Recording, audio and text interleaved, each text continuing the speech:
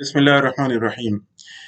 جناب جاوید احمد غامدی صاحب کے نظریہ حدیث و سنت پر میں نے بارہا تفصیلی تنقید کی ہے، لیکن بعض دوستوں کا اصرار ہے کہ پچھلے کچھ عرصے میں جناب غامدی صاحب کی کچھ نئی ویڈیوز آئی ہیں جن میں انہوں نے اپنے نظریہ حدیث و سنت کی تفصیل دی ہے اور یہ دعویٰ کیا ہے کہ ان کے ناقدین نے ان کا موقف غلط سمجھا ہے۔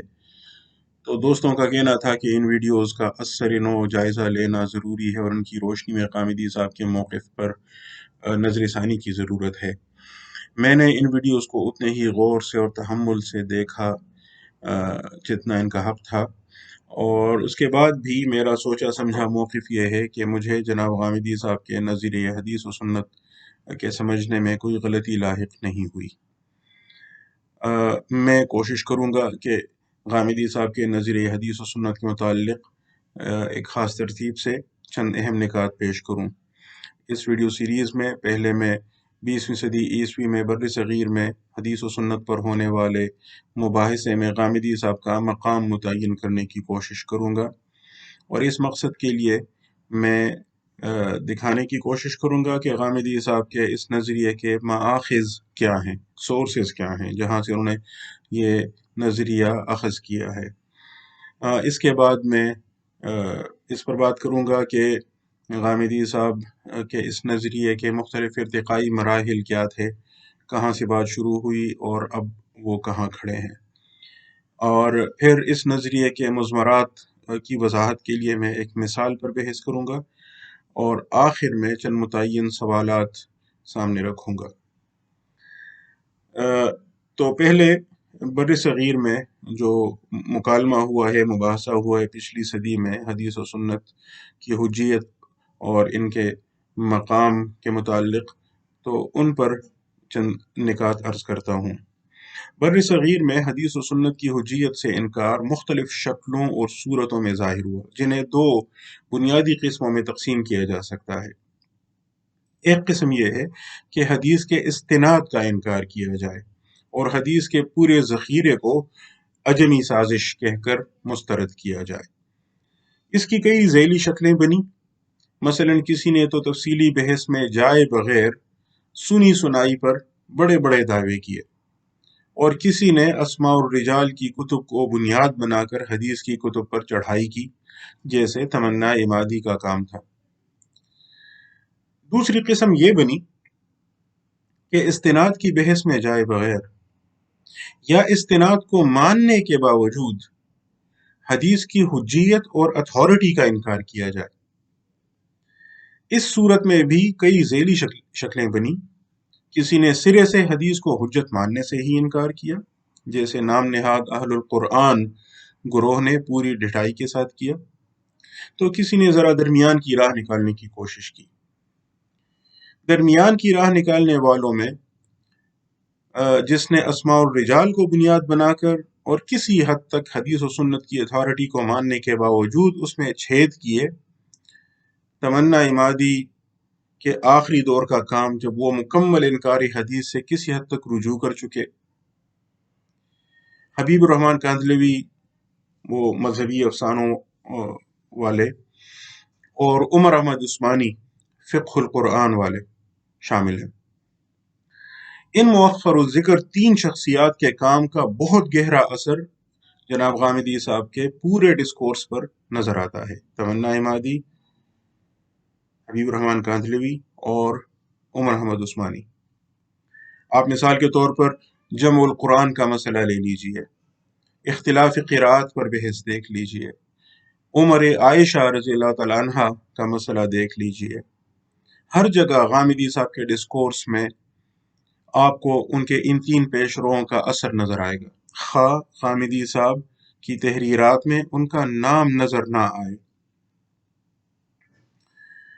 تو غامدی صاحب کے نظریہ سنت اور حدیث کے مآخذ میں کچھ نہ کچھ تو نشاندہی ہو گئی، لیکن میں تھوڑی سی مزید وضاحت کرنا چاہوں گا۔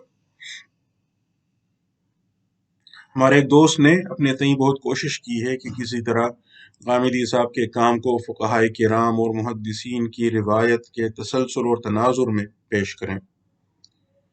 लेकिन ये हकीकत है कि गामिदी साहब ने अपना तसव्वुर हदीस व सुन्नत फ़ुक़हाए किराम व मुहद्दिसीन से नहीं लिया है।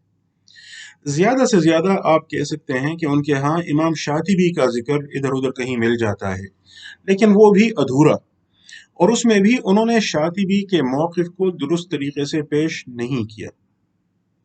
हकीकत उनका नज़रिया हदीस व सुन्नत 20वीं सदी ईस्वी के बर्र सग़ीर में और बुनियादी तौर पर उर्दू में उठने वाले सवालात और उनके जवाबात से वजूद में आने वाले लिटरेचर से माखूज है। उनके तसव्वुर सुन्नत को समझने के लिए मेरे नज़दीक दरज झेल तरतीब से जाना चाहिए। नंबर 1, गुलाम अहमद परवेज़ साहब और मौलाना सैयद अबुल आला मौदूदी का मुकालमा जो 1930 की दहाई में हुआ, और अब वो मौलाना मौदूदी की किताब तफ़हीमात में मौजूद है। ये बहुत अहम मुकालमा है और उसे पढ़ने की समझने की ज़रूरत है।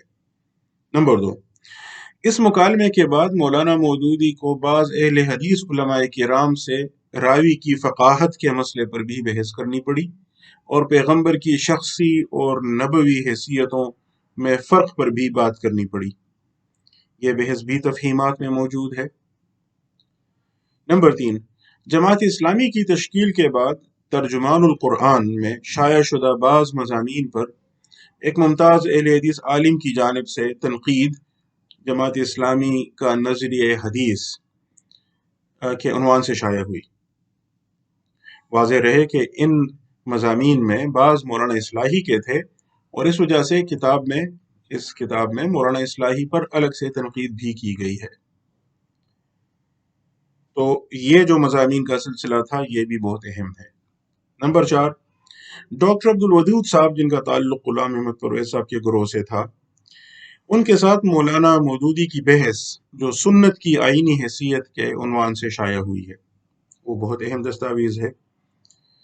नंबर 5, मौलाना मौदूदी के रसाइल व मसाइल, यानी जो उनको लिखे हुए सवालात आते थे और उनके जवाबात वो तर्जुमानुल कुरान में शाया करते थे, और बाद में अलग से किताबी सूरत में भी रसाइल व मसाइल के उन्वान से शाया हुए। तो उनकी जो इब्तिदाई 2 जिल्दें हैं उनमें बाज़ अहादीस पर एतराज़ात और उनके जो जवाबात दिए गए। नंबर 6, मौलाना इस्लाही के लेक्चर्स जो उन्होंने तदब्बुर कुरान पूरा करने के बाद तदब्बुर हदीस के लिए उसूल बताने के लिए लेक्चर्स दिए थे, मबादी तदब्बुर हदीस के उन्वान से, जो बाद में शाये भी हुए हैं। खालिद मसूद साहब ने, उनके शागिर्द ने मुदव्वन किए थे। और 7वीं चीज़ जो इसमें आप इजाफ़ा कर सकते हैं वो मौलाना सैयद सुलेमान नदवी का मज़मून है जो सुन्नत और हदीस में फ़र्क की वजाहत करता है, और ये 1929 में शाया हुआ था। नियाज़ फ़तेहपुरी के इनकार हदीस व सुन्नत पर तनकीद की गई थी इस मज़मून में। ये मज़मून बाद में इशराक़ में 1996 में भी शाया हुआ, जो गामिदी साहब का रिसाला है। हदीस व सुन्नत में फ़र्क मौलाना इस्लाही के लेक्चर्स में भी मज़कूर था, लेकिन बुनियादी तौर पर अगर आप देखें तो गामिदी साहब के नज़रिए हदीस व सुन्नत में हदीस व सुन्नत का जो फ़र्क है वो मौलाना सैयद सुलेमान नदवी के इस मज़मून से माखूज़ है। गामिदी साहब की तहरीरात को इन मआख़िज़ के साथ मिलाकर पढ़िए जो 7 मआख़िज़ मैंने ज़िक्र किए। 1930 में की दहाई में परवेज़ साहब और मौलाना मौदूदी के दरमियान मुकालमा, उसके बाद मौलाना मौदूदी और अहले हदीस उलमा के दरमियान मुकालमा, ये दोनों चीज़ें आपको तफ़हीमात में मिल जाएंगी। फिर तर्जुमानुल कुरान में शाया होने वाले बाज़ मज़ामीन पर एक अहले हदीस आलिम की जानिब से तनकीद और उससे उठने वाले मबाहिस। फिर डॉक्टर अब्दुल वदूद और मौलाना मौदूदी के दरमियान मुकालमा जो सुन्नत की आईनी हैसियत के नाम से शाया हुआ है, और रसाइल व मसाइल मौलाना मौदूदी के उसकी इब्तिदाई 2 जिल्दें, और इसके अलावा मौलाना इस्लाही के लेक्चर जो मबादी तदब्बुर हदीस के नाम से शाया होते हैं, और मौलाना सैयद सुलेमान नदवी का मज़मून जो हदीस व सुन्नत के फ़र्क पर है। इनको आप गामिदी साहब की तहरीरात के साथ मिलाकर पढ़िए तो मालूम होगा आपको कि गामिदी साहब के सामने बुनियादी तौर पर वही सवालात रहे हैं। मैं मुकर्रर अर्ज़ करूँ, वही सवालात जो इन मआख़िज़ में ज़ेर बहस रहे हैं। शायद ही कोई नया सवाल आप ढूंढ सकें। यहाँ तक कि اور یہ بات شاید بہت سارے لوگوں کے لیے حیرت کا بھی باعث ہو، مثالیں بھی بعین ہی وہی ہیں، بعین ہی جو ان مآخذ میں مذکور ہیں۔ شاید ہی غامدی صاحب کے ڈسکورس میں کوئی ایسی مثال انہوں نے پیش کی ہو جو ان مآخذ سے باہر ہو۔ آج تک کے لیے اتنا ہی، مزید آئندہ انشاءاللہ۔